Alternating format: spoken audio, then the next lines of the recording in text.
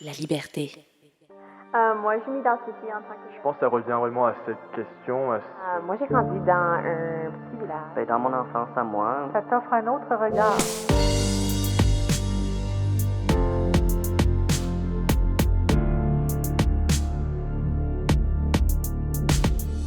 Hey toi, ça t'est déjà arrivé de juste regarder les gens autour de toi, dans la rue, à l'épicerie, au cinéma, d'observer ceux et celles qui t'entourent, en te demandant est-ce que tu les connais vraiment ? Au-delà d'une apparence, d'un comportement, d'un regard, t'es-tu demandé ce que ressentent ces gens, ce qu'ils vivent ? En quoi sont-ils différents ? En quoi, moi, suis-je différent ? Parce que chacun de nous a plusieurs facettes, ici, on s'interroge sur l'autre. On va toquer à sa porte et donner la voix à des expériences, à des ressentis, à ceux et celles qui ne sont pas toujours compris ou qui n'ont pas toujours l'opportunité de se raconter. Tu sais, parler de cette diversité, de ces diversités, qu'on rencontre tous les jours sans pourtant bien les comprendre. Bienvenue dans Autre Regard, un balado de la liberté. Dans ce deuxième épisode sur la diversité de genre et la diversité sexuelle, Jean-Baptiste Gauthier s'intéresse à la transidentité.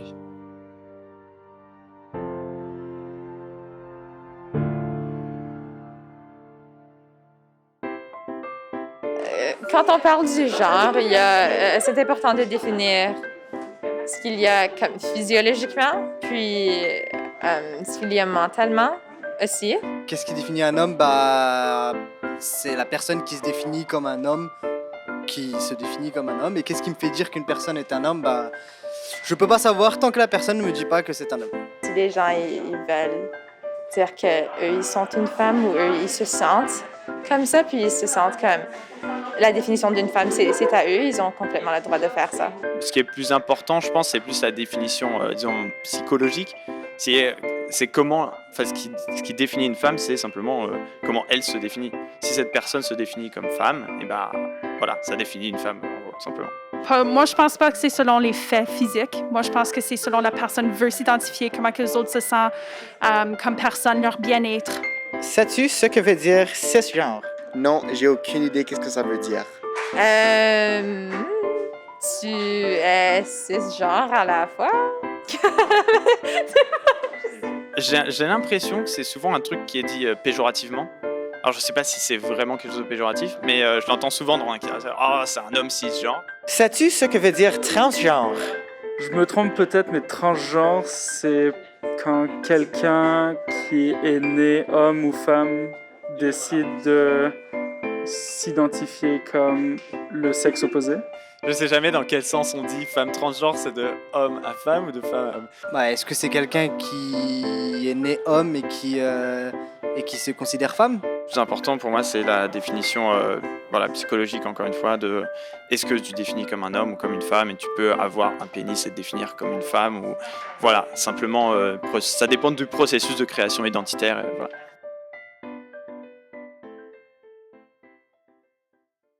Qu'est-ce que cela signifie d'être une personne transgenre ? Par définition, il s'agit d'une personne dont l'identité de genre ne correspond pas au sexe qui lui a été assigné à la naissance. Mais la transidentité, c'est beaucoup plus qu'une simple définition. Qu'est-ce que vraiment est la réalité transgenre ? Quand on parle d'identité de genre, cela peut être vaste, complexe, intime. D'ailleurs, l'identité de genre est souvent associée au sexe assigné à la naissance. Mais le sexe et le genre, est-ce vraiment la même chose ? Pour répondre à cette question, on a rencontré le docteur Nicolas Chady, pédiatre et clinicien-chercheur au CHU Sainte-Justine à Montréal. Quand on parle au sexe, on se réfère vraiment à un concept qui est biologique. Donc, on est avec une série de chromosomes qui amènent un développement au niveau de nos caractéristiques physiques et nos caractéristiques sexuelles au niveau des organes génitaux.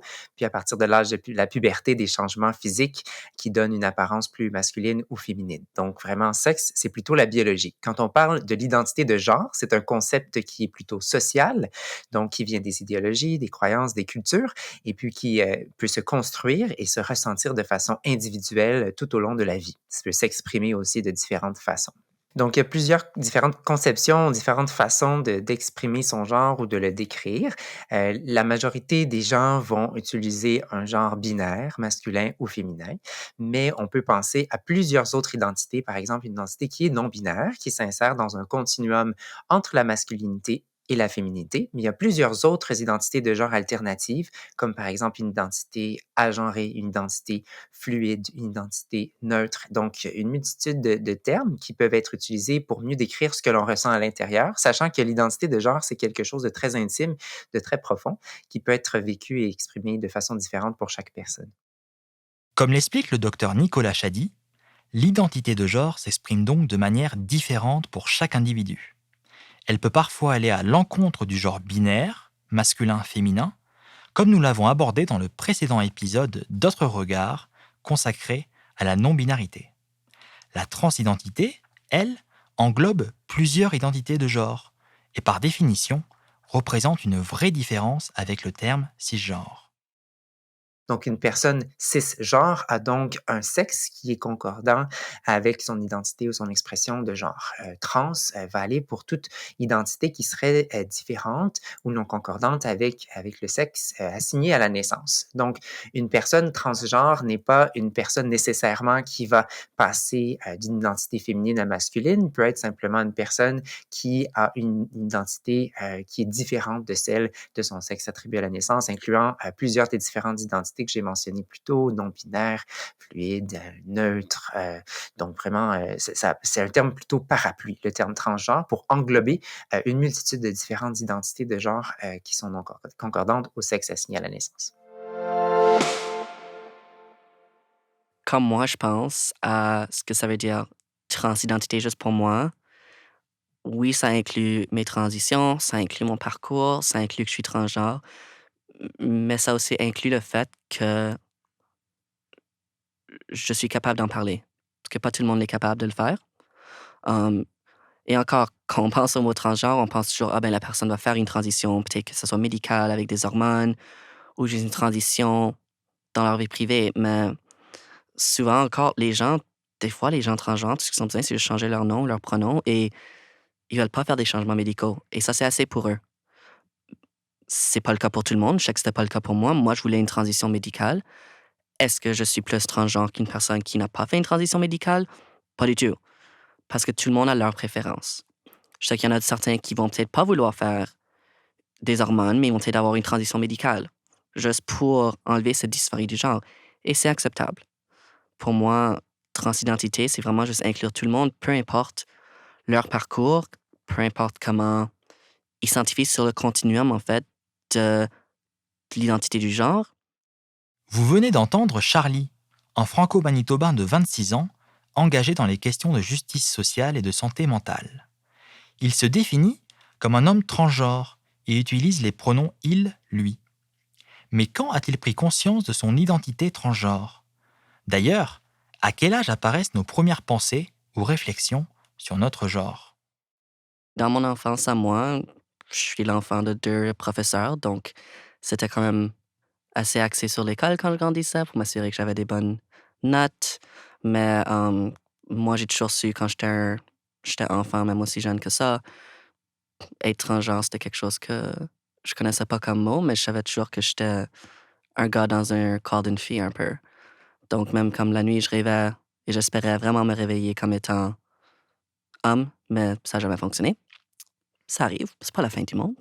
Dans l'enfance, pour se manifester, c'était quand même juste des sentiments d'inconfort dans mon propre corps. Vraiment, c'était de pas comprendre pourquoi est-ce que j'étais née une fille. Tous les jours, je me demandais cette question. Je me disais bien que c'était quelque chose qui était bizarre, que j'étais différent. Peut-être qu'il y avait quelque chose de mal avec moi. Donc, pour mieux répondre à ces questions-là durant mon enfance, j'ai essayé de me conformer un peu à tout ce que était typiquement fille à la fin. Et ça m'a causé plus de tort au niveau santé mentale et au niveau de mon corps parce que ça m'a juste continué à me sentir inconfortable. Donc, à la petite enfance, c'est quand on a 2, 3 ans qu'on commence à comprendre la différence entre le sexe masculin et le sexe féminin. Donc, comme je l'ai dit plus tôt, le sexe, le genre, ce sont des choses qui sont bien différentes, mais ça commence déjà par une prise de conscience de ce que c'est une personne masculine, une personne féminine.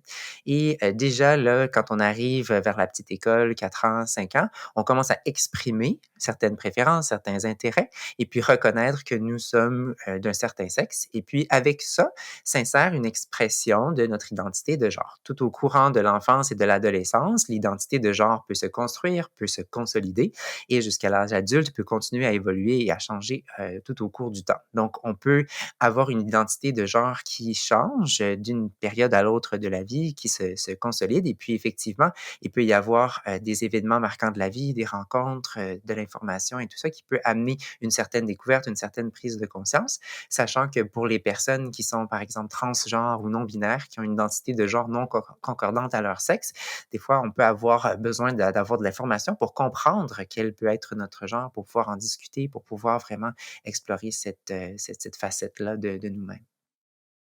C'est donc une exploration normale sur le genre que l'on peut traverser durant l'enfance. Mais comment, en tant que parent, peut-on accompagner son enfant avec les connaissances et l'écoute nécessaires? Le docteur Nicolas Chady nous parle également des professionnels de santé et de leur rôle à jouer. Des fois, ça peut être un sujet qui est assez délicat ou difficile à aborder dans certaines familles. Ma plus grande recommandation, c'est à notre époque, en 2021, on sait qu'il y a environ 2% des enfants, des adolescents qui vont exprimer une identité de genre qui est non cisgenre ou du moins un questionnement à ce niveau-là. Donc, ça vaut la peine pour tout parent de s'informer à propos de la diversité de genre et d'aborder ce sujet-là avec des enfants au cours de leur développement. Les enfants vont présenter ça de façon très différente, les ados vont le faire de façon différente quand ils parlent à leur famille. Il y a certains jeunes qui vont faire un processus d'annonce ou de coming out, en guillemets, plus officiel, après avoir fait une réflexion par eux-mêmes ou en avoir discuté avec des amis. Des fois, certains ados vont vivre une période plus creuse, des humeurs plus dépressives et tout ça, un renfermement sur eux-mêmes pendant qu'ils réfléchissent. Et là, ben, ça peut être difficile de savoir ça vient d'où. Est-ce que ça vient justement d'un questionnement plus identitaire ou ça vient d'autre chose comme un trouble dépressif, par exemple, ou des difficultés vécues avec les pères, et cetera, et cetera. Puis il peut y avoir des périodes où un jeune ou une jeune assignée fille à la naissance pourrait avoir des intérêts plus masculins. Et puis ça peut être une très bonne opportunité pour des parents de simplement poser des questions sur les intérêts, puis de laisser libre cours à l'exploration pour les enfants. Ça peut être aussi une belle occasion pour discuter de ce que c'est l'identité de genre en général. Donc, que les filles et les garçons peuvent avoir des intérêts différents, mais que c'est pas parce qu'on est fille qu'on doit avoir tel intérêt ou garçon qu'on a tel autre intérêt. Donc, il n'y a pas vraiment d'âge spécifique où on devrait aborder la question, mais plutôt avoir une grande ouverture à ce sujet-là tout au cours de l'enfance et de l'adolescence et surtout de montrer comme parent que c'est un sujet qui est tout à fait ouvert, qui est un sujet qu'on peut aborder en famille. Comme ça, les préférences peuvent être exprimées et ça s'insère vraiment dans ce qu'on appelle l'approche affirmative qui peut être fait par tout parent, mais aussi par tout professionnel de la santé, pour tout professionnel du milieu de l'éducation. Vraiment, l'idée, c'est que la notion de genre soit une notion qui n'est pas un tabou, qui est quelque chose qui peut vraiment faire partie de conversations pour permettre aux jeunes de s'épanouir, puis de découvrir peu à peu qui ils sont, qui elles sont. Il est tout à fait adéquat pour un pédiatre, pour un professionnel de la santé, pour un professionnel même du milieu de l'enseignement, de demander et de façon non stigmatisante, sans jugement, si un enfant, une enfant est à l'aise et bien dans son corps. Est-ce que il se sent bien comme garçon, elle se sent bien comme fille, ou est-ce que se posent des questions sur le fait d'être garçon ou fille? Donc ça peut être des questions qui peuvent être dans le cadre d'une conversation, pour exemple, un examen annuel en pédiatrie ou avec un médecin de famille. Donc, il peut y avoir aussi un rôle un petit peu plus spécifique si on voit qu'en fait, l'enfant déjà manifeste des questionnements ou manifeste un inconfort ou même une détresse par rapport à son corps. Donc ça, parfois, ça peut être amené par un parent qui consulte ou même l'enfant va le rapporter, n'aime pas son corps, se sent pas bien dans sa peau. Puis quand on est tout jeune, parfois, on peine à trouver les bons mots pour décrire. Donc, justement, y allant avec des questions assez ouvertes, assez neutres, comme comment tu te sens dans ton corps, dans ta peau? Est-ce que tu es à l'aise avec ton corps et comment ton corps se développe. Ça peut être des questions assez ouvertes qui pourraient mener à une discussion ou non. Puis il faut savoir qu'un enfant pourrait vouloir discuter de ces thèmes-là ou pourrait ne pas être prêt, ne pas être prête à le faire. Donc, on peut revenir à ces questions-là dans le temps. Et puis, souvent, c'est à l'approche de la puberté, s'il y a vraiment une détresse là ou une dysphorie de genre, que ces thèmes-là vont survenir ou qu'on va percevoir comme parents, comme professionnels, un certain malaise ou un certain besoin pour avoir une discussion ou pour pousser un petit peu plus loin les évaluations à ce niveau-là. Une fois que ma mère avait commencé à faire des recherches, en fait, dessus la communauté LGBTQ pour un de ses travaux, on avait regardé un film ensemble qui s'appelait Our American par Lisa Ling. Et c'est là où est-ce qu'ils ont parlé, en fait, des personnes transgenres. Et j'avais comme, je pense, comme 16-17 ans à ce temps-là, et j'ai remarqué ça, et je suis comme, oh my gosh, ça c'est moi, là. Comme, ça c'est complètement comment moi je m'identifie. Donc après ça m'a quand même pris quelques années à être plus confortable avec ça, mais j'ai toujours su que mes parents étaient comme très ouverts d'esprit et que, encore, ça l'a pas posé un problème. Mais comme tous les autres enfants, right, on a toujours peur d'un peu um, de faire un peu de tort aux parents ou de comme les déplaire. Donc, quand j'ai fait ma sortie du placard avec mes parents, j'ai su qu'ils allaient être corrects avec, mais j'avais quand même cette peur de comme qu'ils me disent ah ben t'es plus notre enfant, on va plus t'avoir chez nous et des petites choses comme ça, mais au moins c'était complètement l'opposé. Comme ma mère est juste comme ah ben si j'avais su plus tôt, j'aurais voulu mieux t'aider, des choses comme ça, et comme mon père est juste comme ben on t'aime peu importe, comme t'es encore notre enfant. Ce qui est comme une bonne chose, parce que je sais qu'il y a beaucoup de jeunes LGBTQ qui n'ont pas ce support-là, mais non, moi j'ai su que ça c'était comme ça, et encore toute ma famille m'a accepté, ma soeur aussi, mes amis aussi. Encore moi j'ai pas eu la chance comme les autres de peut-être sortir un peu plus tôt. Moi j'ai fait ma sortie du placard dans ma vingtaine, mais même quand moi j'étais enfant, je savais que je voulais pas être une fille. C'était assez facile, je voulais pas porter de robe, j'aimais pas les cheveux longs. J'aimais vraiment pas des couleurs vives ou des habits typiquement femmes. Moi, je préférais plutôt le look avec des joggings et des jeans et vraiment des choses qui étaient vraiment plus confortables à porter que trop serrées, parce que j'aimais juste pas montrer mon corps.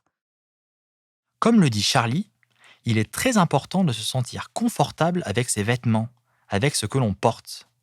Nous en avons discuté avec Chelsea, artiste et écrivaine manitobaine de 24 ans, qui est une femme transgenre, utilisant les pronoms féminins comme elle. Quand ma famille était absente, ça c'était plutôt quand j'étais environ comme 10 ans ou 12 ans.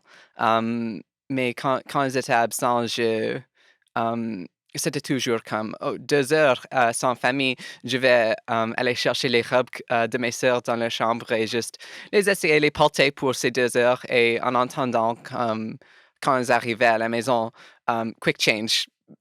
Alors j'ai fait cela beaucoup. Et c'était pas juste comme, je porte la robe et ensuite je vais juste comme stand there in the middle of the room à me regarder. C'était plus juste comme le porter et regarder la télévision ou jouer à l'ordinateur. Juste les choses que moi j'aime faire, mais dans des vêtements que je devenais plus en plus confortable avec. Quand j'étais adolescent, je pensais plus au sujet de le faire comme c'est une option pour moi. Je peux devenir une femme. It's there. Ben, pour ma famille, je pense que la première personne qui savait était ma mère. J'avais 15-16 ans et j'avais une boîte dans ma chambre avec mes vêtements féminins que je juste portais quand il n'y avait pas de personnes à la maison et je voulais juste me sentir comme moi. Mais il y avait une nuit que je suis sortie visiter mes amis et c'est drôle. Elle n'aime pas quand je parle de cette histoire, mais je vais le parler au sujet de. Elle pensait que je faisais des drogues parce que je n'aimais pas que les personnes allaient dans ma chambre et j'étais very sketch about it all. Alors, quand j'ai sorti cette soir, elle a cherché ma chambre pour les drogues et au lieu des drogues, elle a trouvé des robes. Des drogues ou des robes. Ça rime. But yeah, non. À cause de ça, elle a découvert comme avant tout le monde d'autre au moins que j'avais ce crisis d'identité de genre. Mais je pense qu'il y avait juste un jour que j'ai juste rentré à la maison comme moi-même et j'ai juste laissé cela parler pour lui-même.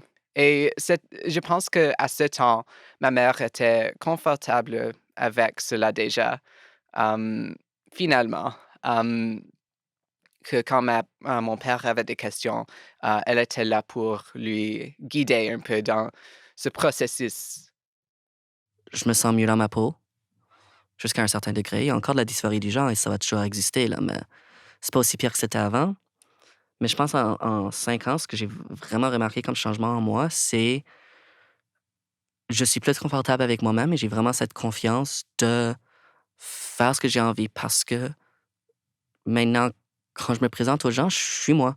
Je suis pas une image dans ma tête, je suis pas une invention de mon imagination, c'est vraiment qui je suis en tant que personne et humain. Et encore, je serais pas ici, j'aurais pas autant de cette confiance si j'avais pas en fait le support de la famille.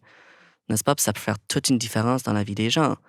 Donc, être qui je suis aujourd'hui, faire ce que j'ai fait aujourd'hui, vraiment, ça m'a poussé à prendre des risques dans la vie.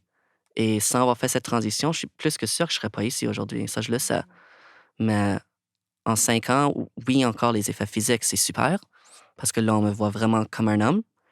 Mais en même temps, c'est vraiment ce gain de confiance, ce gain d'acceptation de moi-même et vraiment savoir que qui je suis à l'intérieur n'est pas exactement ce que je représente à l'extérieur aussi, parce que peu importe ce que les gens me disent, je me vois comme un homme, je suis un homme. Donc, oui, en 5 ans, il y a beaucoup de choses qui ont changé, mais je pense que c'est vraiment ce travail de moi-même, sur moi-même, qui a vraiment fait une différence dans ma vie. Charlie évoque souvent la dysphorie du genre et son impact sur la santé mentale. Mais que veut dire exactement ce terme? Et surtout, quel est son lien avec la transidentité? Je vais essayer de démêler parce qu'en fait, à l'heure actuelle, la dysphorie de genre, elle est considérée comme un diagnostic de santé mentale. Mais par contre, la transidentité, en tant que telle, qui n'est pas une maladie, qui ne fait pas référence à des symptômes, a longtemps été considérée comme une maladie psychiatrique ou un problème ou quelque chose de négatif. Tout comme si on retourne dans le temps aussi, l'homosexualité ou les orientations sexuelles non hétérosexuelles étaient considérées comme des maladies ou des problèmes. Et les mentalités ont beaucoup évolué à ce niveau-là. Donc, effectivement, il y a certaines personnes qui ont une identité transgenre qui peuvent vivre des symptômes et avoir des problèmes liés à leur santé mentale, mais pas toutes. Et puis ça, on le comprend maintenant, les mentalités ont bien évolué à ce niveau-là. Dysphorie de genre, c'est un terme qui est utilisé en médecine pour parler d'un inconfort, d'une détresse, de symptômes reliés à la discordance entre le sexe assigné à la naissance et l'identité de genre. Donc, ce n'est certainement pas toute personne transgenre qui a une dysphorie de genre. Pour avoir une dysphorie de genre, il faut atteindre des critères au niveau du temps, de cette détresse ou de ce désir d'acquisition de caractéristiques différentes au niveau sexuel ou physique, par exemple. Donc, euh, un enfant, un jeune, un ado qui serait transgenre pourrait vivre durant une période de sa vie de la dysphorie très intense, par exemple avec l'apparition de changements à la puberté, qui sont non concordantes avec l'identité que cette personne ressent. Mais plus tard dans la vie, après avoir fait une transition au niveau social, peut-être au niveau médical, cette même personne peut, en tant que personne transgenre ou toute autre identité là, qui les représente, peut ne plus vivre ou vivre moins de dysphorie de genre s'il se sent bien, se sent à l'aise, est capable d'exprimer son identité et a l'impression d'avoir aussi des caractéristiques, des attributs physiques qui les représentent bien. Ben, avec la dysphorie du genre, je sais que c'est encore là parce qu'il y a des jours où est-ce que je me réveille et je suis juste comme, oh, je suis pas un homme, je suis une femme. Ou même encore, il y a des gens où est-ce qu'ils me mégenrent encore et ça arrive. N'est-ce pas? Parce que des fois, peut-être que je sonne un peu trop féminin au téléphone. Ou si je porte un masque, ils peuvent pas voir mon visage. Peut-être qu'ils vont penser que je suis féminin. Donc là, dans des moments comme ça, bien sûr, ma dysphorie du genre, elle revient automatiquement. Et là, j'ai encore toutes ces pensées qui viennent, qui disent, ah ben, je suis peut-être pas assez homme. Qu'est-ce que je dois faire pour qu'on me voit comme un homme? Oh, il y a peut-être que j'ai fait quelque chose qu'ils font penser que je suis encore une femme. Est-ce qu'il y a quelque chose que je porte qui est trop féminin? Peut-être que c'est ma voix. Qu'est-ce que je dois faire? Donc, avoir toutes ces pensées-là, oui, ça revient quand même. Donc, oui, la dysphorie du genre part jamais. Mais là, ça a changé. Au lieu que ça soit plutôt sur ma poitrine, ma dysphorie du genre, c'est plutôt sur mes attitudes ou mes conversations avec les gens ou comment est-ce que les gens me perçoivent. Donc, oui, c'est encore là dans le sens que ça m'affecte encore aujourd'hui, mais ça a changé de place. Et donc, c'est juste un travail constant de me dire, sais-tu quoi, tu es un homme, je suis capable de faire ce que je fais, les gens, c'est vraiment comment la société te voit, c'est pas de ta faute ça. Et vraiment, si j'ai des mauvaises journées, là, je vais voir des amis ou je vais voir quelqu'un qui est important dans ma vie pour me faire valider. Mais c'est tout un travail parce que très souvent, quand ça m'arrive, moi, juste, je tombe par terre et je peux plus rien faire parce que je suis encore pris dans cet état-là. Mais le plus que je travaille dessus, le mieux que ça va, mais ça va jamais partir.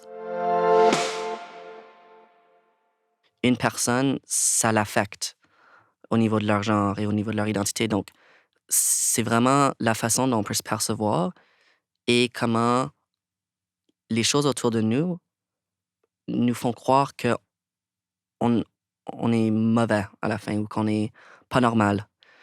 Donc, moi, je sais que quand moi, j'étais plus jeune, me faire porter une robe, je me sentais comme si j'allais mourir parce que c'était juste pas moi. Et donc, j'avais beaucoup de mal à juste même dire aux gens, je suis juste comme ça, tu quoi, je me sens pas bien, je suis inconfortable parce que j'avais pas les mots à ce point-là pour le faire. Et pas avoir les mots pour décrire nos sentiments, surtout enfant, c'est vraiment épeurant parce qu'on n'est pas capable d'avoir notre voix se faire entendre. Et donc, nous, on vit avec toute cette inconfort, tout ce désordre dans notre tête et à la fin, on se demande qu'est-ce qui est vrai, qu'est-ce qui est faux.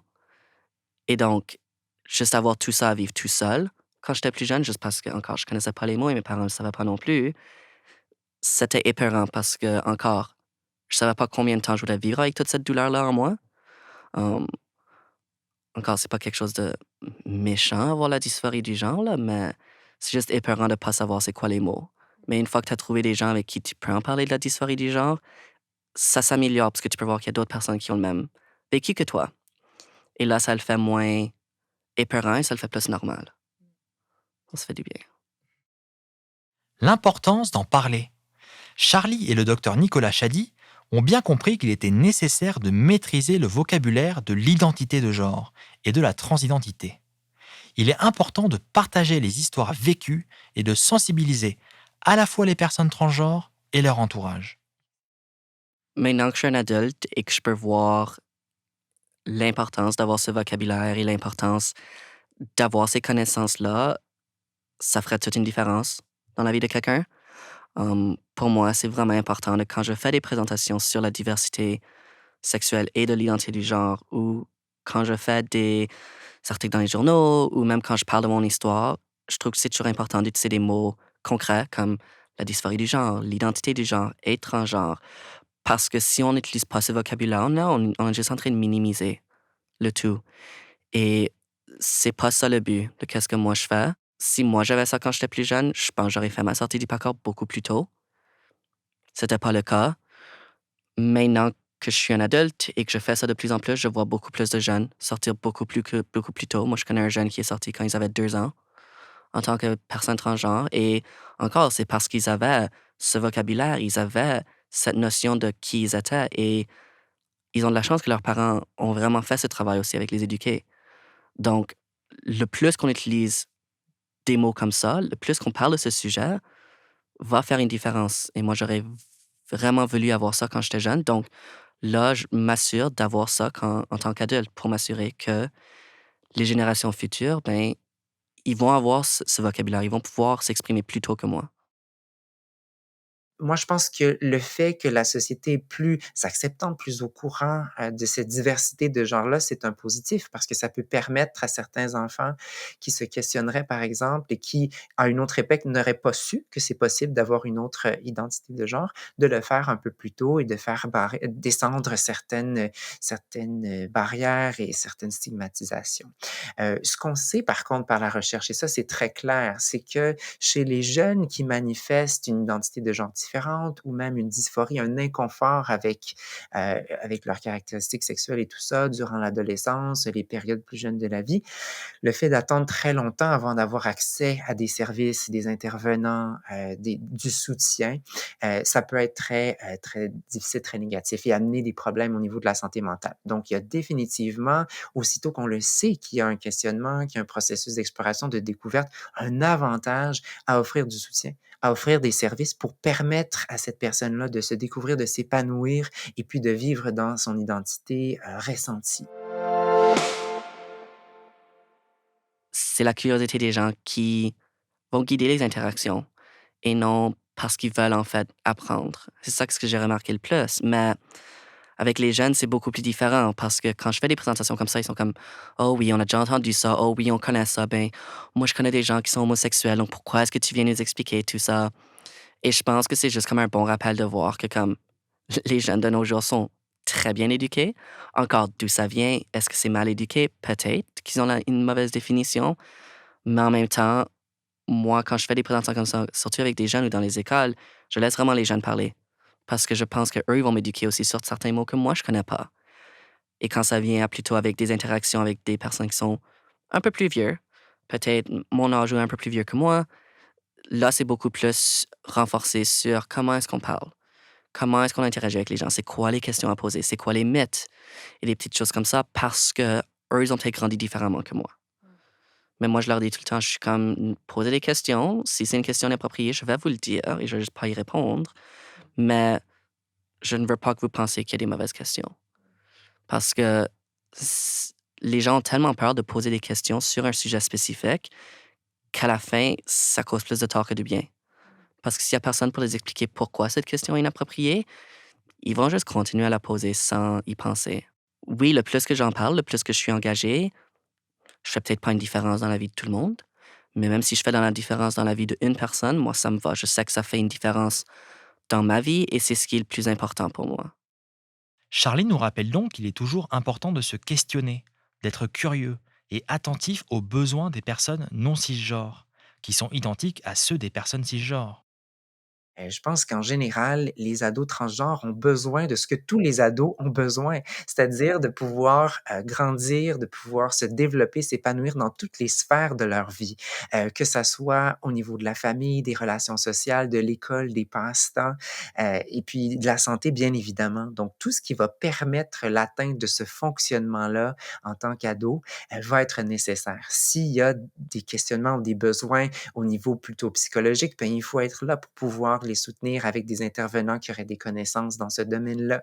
S'il y a des demandes plutôt médicales, par exemple, par rapport à la puberté qu'on voudrait bloquer ou freiner, par rapport à des transformations ou des chirurgies, par exemple, au niveau de certaines parties du corps, ben, il faut pouvoir offrir l'information puis les services dans la mesure où ça serait disponible et le bon moment pour cette jeune personne-là d'y aller de l'avant. Donc, les besoins peuvent être perçus comme complexes, mais il faut savoir que à la base, personne trans ou personne cis, il y a des besoins là, pour pouvoir s'épanouir en tant que jeune qui demeurent quand même les mêmes.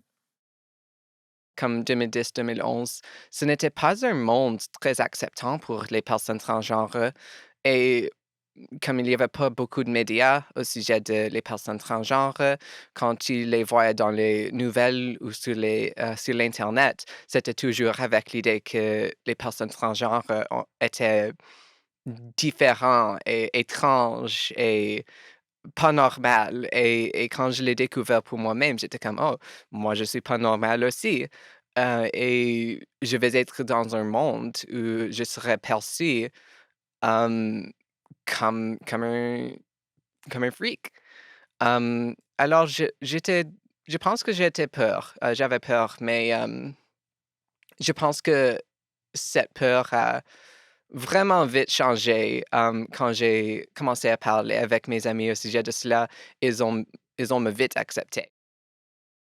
Une visibilité plus importante dans les médias, dans les écoles et dans la société, mais qui n'empêche pas les personnes transgenres de vivre au quotidien des situations de gêne et de rencontrer une certaine forme d'injustice, dans le système de santé notamment. Je pense des actes ou des choses que je vois injustes qui m'affectent encore, ben, bien sûr, il y a le système médical Ça, c'est un des plus grands parce que, encore, autant que moi, je m'identifie comme homme et je suis fier de ça, je sais que les personnes qui sont peut-être non-binaires ou non-genrées ou genre non-conformes, eux, ils ont peut-être pas ce choix de mettre c'est quoi leur identité de genre. Um, Moi, je sais que même quand je vais peut-être pas voir mon docteur ou je vais à une clinique sans rendez-vous, quand je dois expliquer pourquoi est-ce que j'ai une certaine chose, ils disent, ben, t'es un homme, ça devrait pas t'arriver. Et après, là, ils voient mon chose, ils disent comme, oh, tu es transgenre, ok, ça a plus de sens. Et donc là, ça me dit encore que, ah ben, dans le système médical, t'es encore vu comme une femme. Et moi, je suis là, je suis juste comme, ben, non, je vis pas comme une femme. Pourquoi est-ce qu'on me voit encore comme une femme? Mais encore, le système médical, oui, ça avance, mais on n'est pas encore là. Ce que je peux constater, c'est qu'encore aujourd'hui, dans les programmes de formation des professionnels de la santé, il y a très peu d'éducation spécifique par rapport à la diversité de genre, par rapport à l'accompagnement des personnes trans, des personnes non binaires.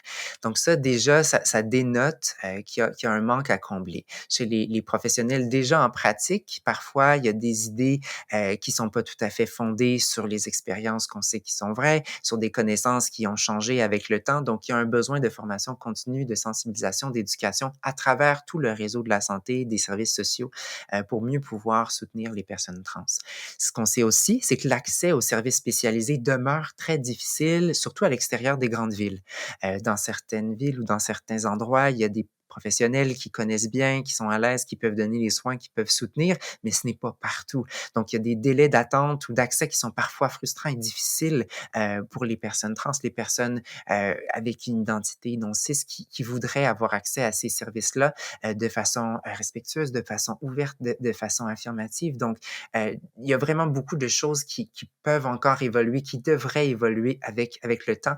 Puis, il y a beaucoup de barrières à même les institutions. Puis, aussi simplement que souvent, c'est pas évident de pouvoir être appelé du bon pronom, du bon prénom, d'avoir les bons pronoms au niveau de notre entrée pour un rendez-vous sur nos cartes d'identité et tout ça. Donc, il y a une multitude de barrières qui peuvent rendre l'accès aux soins, l'accès aux services beaucoup plus difficile pour les personnes transgenres.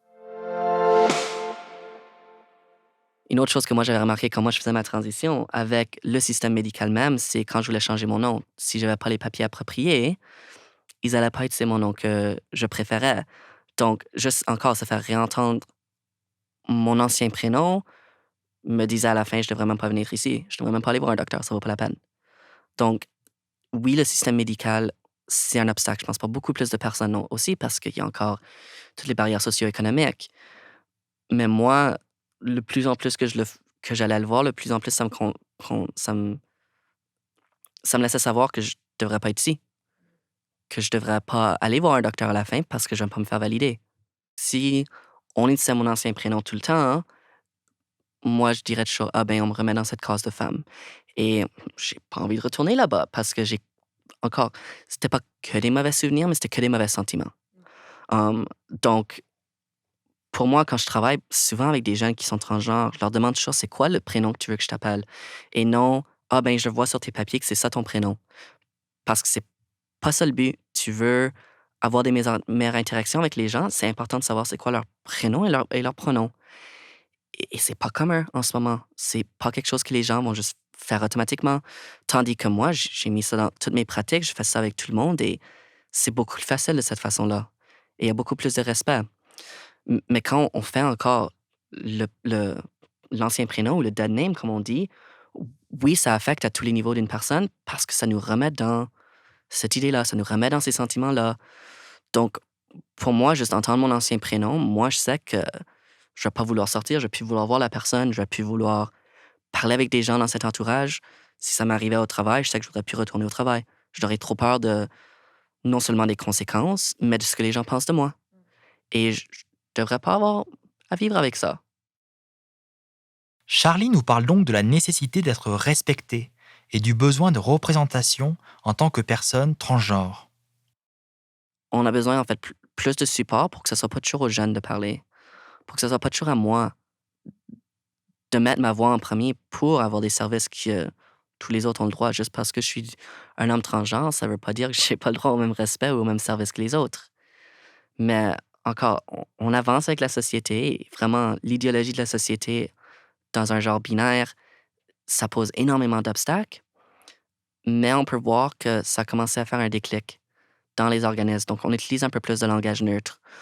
Encore en français, c'est plus difficile parce qu'on est très genré, mais au moins les gens font des efforts et c'est ça qu'est-ce qui compte.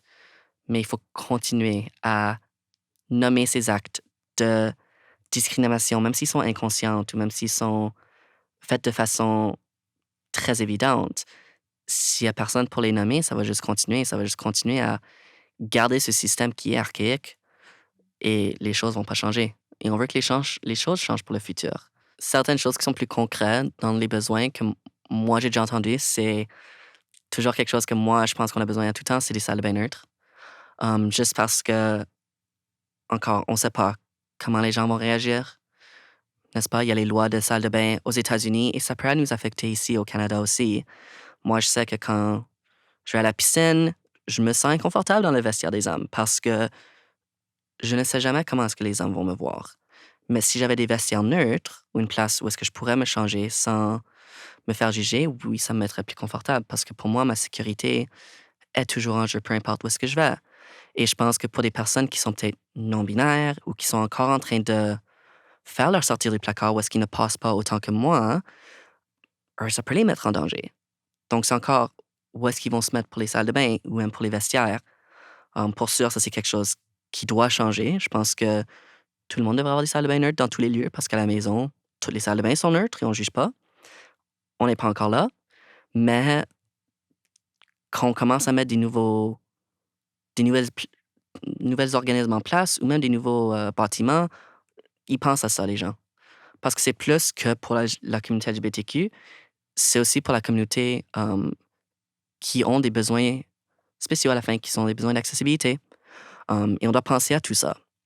Mais c'est encore des barrières parce que si on ne vit pas cette réalité tous les jours, on n'y pense pas, n'est-ce pas? Je pense à un autre exemple très concret, c'est juste d'enlever le genre des papiers. Parce que ça faciliterait tellement les choses des gens, parce qu'on n'aurait pas besoin de s'identifier par genre. Ça vaut pas la peine. On n'a pas besoin de savoir c'est quoi le genre ou le sexe d'une personne. Ça change pas qui ils sont. Et enlever ça, on pourrait rajouter au lieu c'est quoi tes pronoms pour qu'on le sache. Surtout si les gens ont des pronoms neutres, on ne peut pas savoir dès qu'on leur demande. C'est mieux de savoir en avance. Pour moi, c'est super important de savoir c'est quoi les pronoms des gens. Sinon, si je le sais pas, moi, je le mets juste leur nom tout le temps. C'est beaucoup plus facile en anglais. Mais bon, on est en français. Donc, en français, c'est encore améliorer tout ça.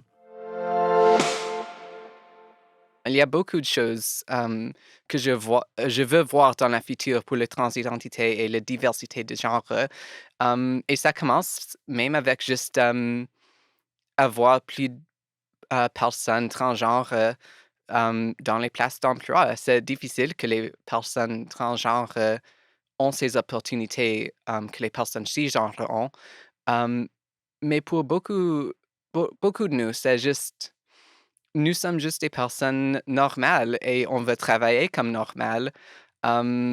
Si tu veux nous employer à Safeway, on veut faire la même chose que les autres personnes. Et surtout, je pense que mettre les voix transgenres dans les médias plus en plus, ça va aider que les personnes qui questionnent les personnes transgenres ou que nous n'aiment pas, ça les aide à devenir plus confortables avec notre existence et voir qu'il y a des personnes comme nous qui sont juste normales et de voir la vérité de notre communauté en lieu de les choses comme les stéréotypes des femmes transgenres ou les hommes transgenres. Ça aide beaucoup avec ça. Et même juste cela, avoir des histoires des personnes transgenres, on a besoin de beaucoup plus de cela pour que les personnes peuvent juste voir qu'on existe et qu'on a des histoires et on est tout normal. Nous sommes dans une période de grande opportunité, je pense, pour mieux soutenir, les personnes trans. En tant que chercheur, moi, j'aspire à ce que la science, la médecine puisse avancer rapidement en partenariat avec les personnes trans qui ont cette expérience vécue, afin de pouvoir faire en sorte que, la transidentité, ne soit pas une contrainte, soit quelque chose de beau, quelque chose qui appartient à chacun, et puis vraiment là, qu'on puisse offrir les services, les soins qui sont nécessaires pour les personnes qui en ressentent le besoin. Le docteur Nicolas Chady nous l'a bien dit. Il est important dans cette période propice au progrès que les institutions s'adaptent aux minorités et aux personnes qui n'ont pas accès aux soins de façon légitime. Mais à quelle vitesse le milieu médical évolue? Et quand permettra-t-il aux personnes transgenres d'être soignées de la même manière que les personnes cisgenres? Mon grand souhait, c'est que ça avance rapidement. C'est certain qu'il y a des discussions qui se font à différents niveaux, autant au niveau fédéral qu'aux différents niveaux provinciaux, puis dans les institutions eux-mêmes pour mettre à jour certaines politiques. Je travaille dans un grand centre hospitalier. C'est pas facile de faire des changements à la grandeur de l'institution, puis d'informer, de sensibiliser tout le monde. Donc, pour moi, les choses n'avancent jamais assez vite. J'ose croire que l'accès aux services va continuer à s'améliorer. Je travaille dans un projet de développement pour une clinique multidisciplinaire pour les jeunes qui est en train de se développer, qui est en train d'essayer d'avoir plus de professionnels, plus de services et j'ose croire que ça va continuer à évoluer. Et ça, c'est une situation qui se retrouve dans plusieurs différents endroits au Canada. Donc, des services qui sont en développement, des politiques, des procédures qui sont en train de changer à même les institutions. Donc, de savoir quand ça va être fait, là, tout ce qu'on a là, comme idéaux, ben, c'est difficile à estimer, mais moi, je trouve que ça va pas assez vite. Il y a donc une réelle importance de s'informer et de trouver les ressources appropriées sur la diversité de genre. Beh, quand on parle de ressources pour soutenir les jeunes, mais aussi les familles, il y a quand même de l'espoir à ce niveau-là. Dans toutes les provinces canadiennes, il commence à y avoir des organismes communautaires de soutien aux jeunes et aux familles LGBTQ+. Et vraiment, là, pour les familles trans, il commence à y avoir des ressources. Il y a des ressources aussi par les sociétés professionnelles, par exemple, comme la Société canadienne de pédiatrie, qui a une page d'information sur l'identité de genre avec certains liens, des textes informatifs qui viennent de sources crédibles et puis des liens aussi vers des organismes de soutien pour les jeunes et les familles.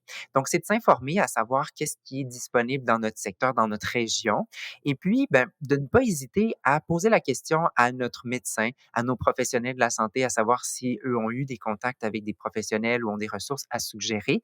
Puis à l'intérieur même des écoles, étant donné que c'est de plus en plus fréquent, souvent les directeurs d'école, les intervenants vont avoir eu à soutenir ou guider certaines familles et vont avoir fait déjà certaines de ces démarches-là de trouver des ressources pour soutenir les parents et les jeunes. Donc, même si les choses restent à construire, restent à développer dans plusieurs régions du Canada, dans les grandes villes, il y a certainement des organismes qui commencent à émerger. Puis, avec l'ère du numérique et du digital, il y a possibilité pour des groupes de soutien en ligne, des ressources via Internet qui peuvent être très intéressantes là, pour les jeunes et leurs familles.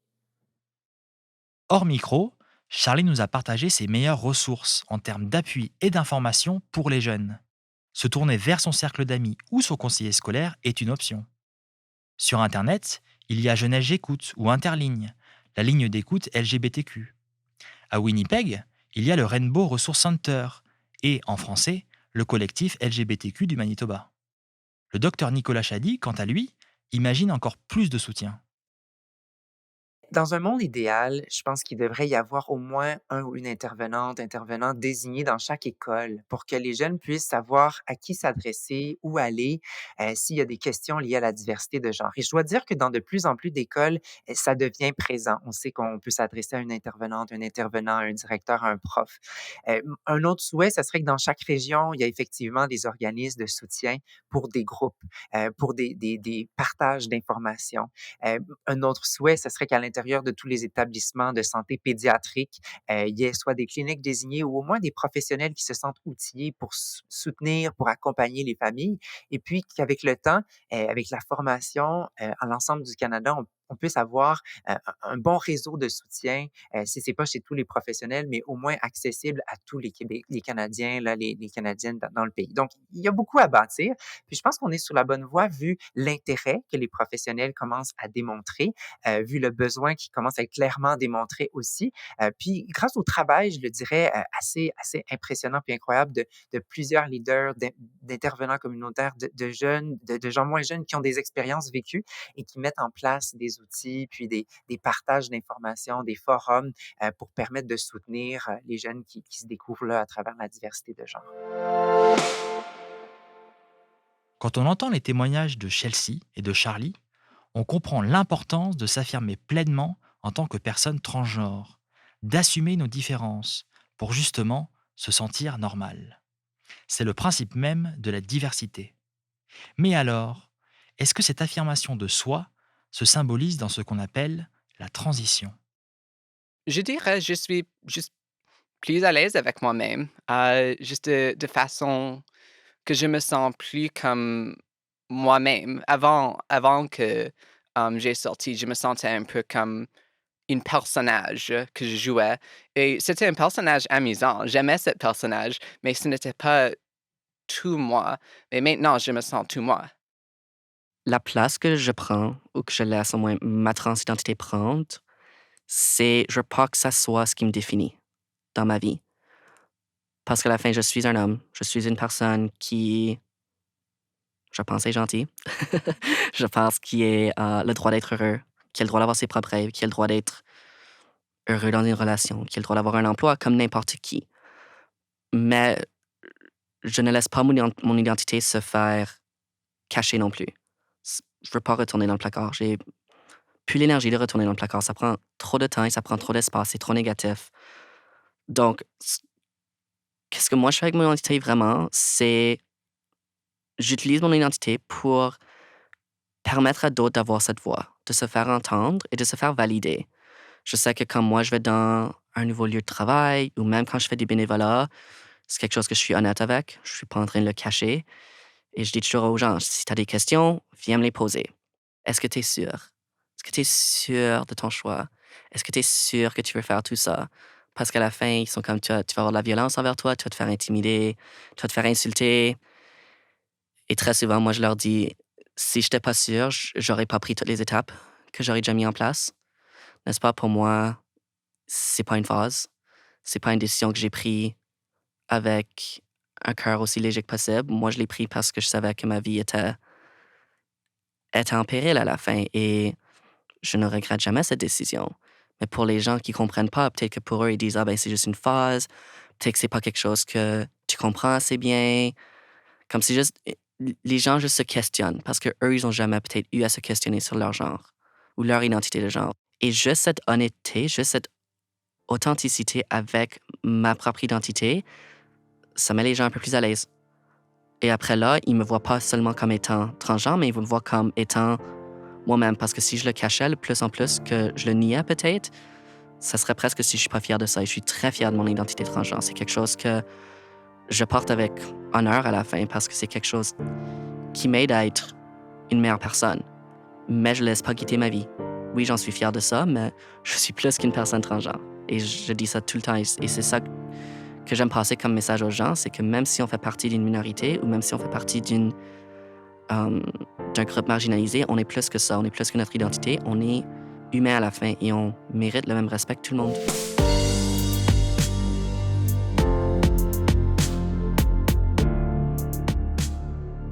Merci à Chelsea, Charlie et au docteur Nicolas Chady d'avoir participé à notre balado, de nous avoir parlé de diversité de genre et de la transidentité. Si vous avez aimé cet épisode, si vous avez des questions, des commentaires, dites-le nous sur nos réseaux sociaux et allez nous mettre 5 étoiles sur vos applications d'écoute favorites. Autre regard est un balado de la liberté. Ce 2e épisode sur la diversité de genre et sexuelle a été écrit par Jean-Baptiste Gauthier et Morgane Lemay. Vox Pop, enregistré par Alexandre Tétrault. Vincent Blé est à l'enregistrement, à la conception sonore et au montage, Tanguy Marten et Abdelhamid Souissi à la conception visuelle et Sophie Gaulin à la direction. Ce projet audio a été rendu possible grâce à l'appui financier de Patrimoine canadien.